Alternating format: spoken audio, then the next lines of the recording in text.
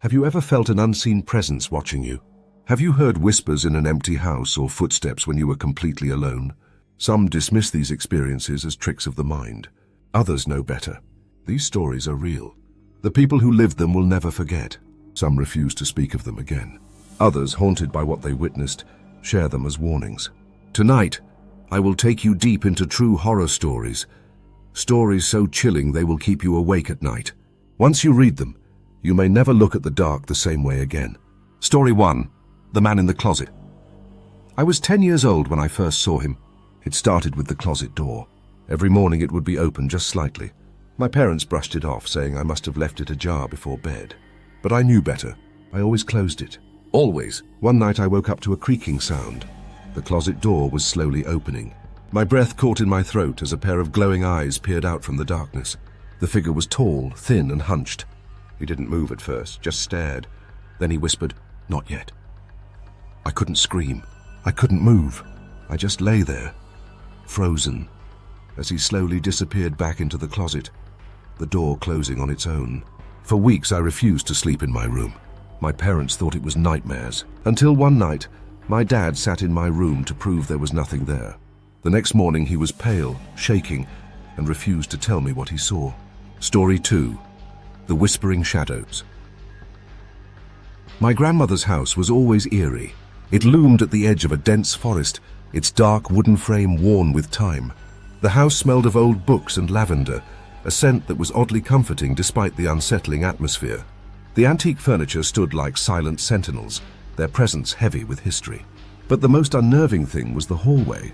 It was long, stretching from the main entrance to the back of the house, lined with old portraits whose eyes seemed to follow you.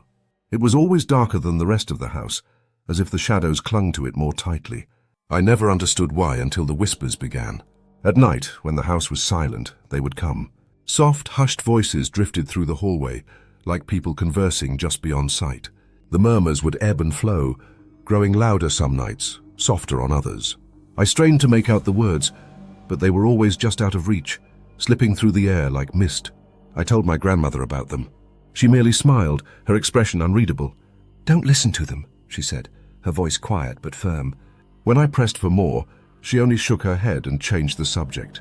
I knew there was something she wasn't telling me, but I didn't push further. Curiosity, however, has a way of gnawing at reason. One night, when the whispers were particularly insistent, I decided to step into the hallway. The moment my foot crossed the threshold, the whispers ceased. The air became thick, pressing against me like unseen hands. My breath caught in my throat as a cold sensation brushed against my arm, soft, deliberate, like fingers trailing along my skin. Then, in the oppressive silence, a single voice breathed into my ear. "Go back." I spun around, my pulse hammering, but there was nothing. The hallway yawned before me, its darkness stretching endlessly. Every instinct screamed at me to run, but my legs locked in place. The shadows along the walls seemed to shift, writhing like living things. A low creak sounded from further down the hall, followed by the unmistakable sound of footsteps. Slow, deliberate. Panic surged through me. I turned and bolted back to my room, slamming the door shut behind me. My heart pounded against my ribs as I pressed my back against the wood, listening. The whispers resumed almost immediately. A cacophony of voices just beyond the door, murmuring, whispering, calling. I never stepped into the hallway again. Days passed, then weeks. The whispers never stopped. My grandmother never acknowledged them. But one night, just as I drifted into uneasy sleep, I heard something different. A soft knock on my door. 3 slow, deliberate taps. I held my breath, gripping my blanket like a lifeline. Then, through the silence, my grandmother's voice drifted through the wood, barely more than a whisper. "Don't let them in."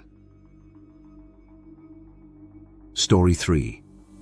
The reflection that wasn't me mirrors have always unsettled me, but I never had a reason to fear them, until last year. I was staying in a hotel for a work trip.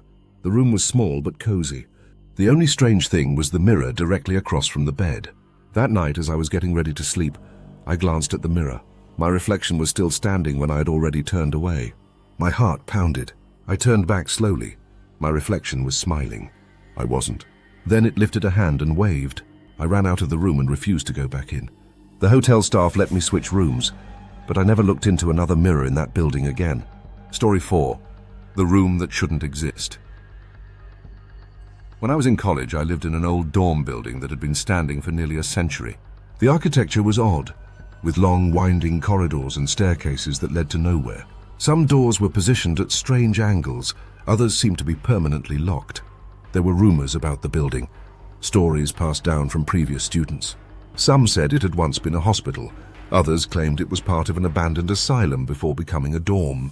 Most people laughed it off, but after that night I stopped laughing. One evening, my roommate Jake and I decided to explore the basement. It wasn't strictly off limits, but no one really went down there. The air was damp, filled with the scent of old wood and something else, something stale. The basement was lined with storage rooms, old metal pipes snaking along the ceiling. It was colder than it should have been, and the dim lighting flickered as we walked. That's when we saw it. A door we had never noticed before. It was different from the others, heavier, wooden with no handle. The wood was dark, aged, and seemed almost damp to the touch. It looked out of place, as though it had been there far longer than the rest of the building. Curious, Jake knocked. For a moment, there was nothing, just silence. Then a knock came back. 3 slow, deliberate taps from the other side. We froze. The basement was supposed to be empty. We hadn't seen anyone else down here. The return knock wasn't an echo. It was too precise, too intentional. A chill crept up my spine, and without a word we turned and bolted up the stairs, laughing nervously, trying to convince ourselves it was just some weird acoustics or a prank. The next day, we told one of our professors about it. He was an older man who had worked at the college for decades. As we described the door, his expression darkened. When we mentioned the knock, he shook his head. "That room doesn't exist," he said flatly. Jake and I exchanged uneasy glances. "What do you mean?" "We saw it. We knocked." His voice was quiet but firm. "There was never a room like that in the basement." We had to see for ourselves. That afternoon we went back, taking the same path through the basement, our footsteps echoing in the empty space. The musty air was the same, the old storage rooms untouched. But when we reached the spot where we had found the door the night before, we stopped cold. It was gone. The wall where it had stood was solid brick, no seams, no sign of any door ever being there. Jake ran his hands over the bricks, searching for any sign of its existence. There was nothing. We never spoke about it again, but sometimes, late at night, when everything was quiet, I would hear something. 3 soft knocks against the wall where the door had been. And I knew, whatever had been inside, it was still waiting. Story 5. The Woman in the Window. I used to live on the 5th floor of an apartment building. My bedroom window faced the street with no ledge or fire escape. One night, as I was closing my curtains, I saw her. A woman standing outside my window. Her face was pale, almost blue. Her eyes were wide, unblinking. She pressed her hands against the glass, mouthing words I couldn't hear. I stumbled back, my heart pounding. I turned away for a second just to grab my phone, and when I looked back, she was gone. There was no way she could have climbed down. No ledge, no escape. But the next morning, handprints were still on the glass. Story 6. The phone call from the dead. My uncle passed away unexpectedly last year. It was devastating for our family, and we spent weeks grieving. One evening, I got a call from his number. Thinking it was a prank or a glitch, I answered. At first, there was silence. Then, in a weak, familiar voice, "Don't forget me." The call disconnected.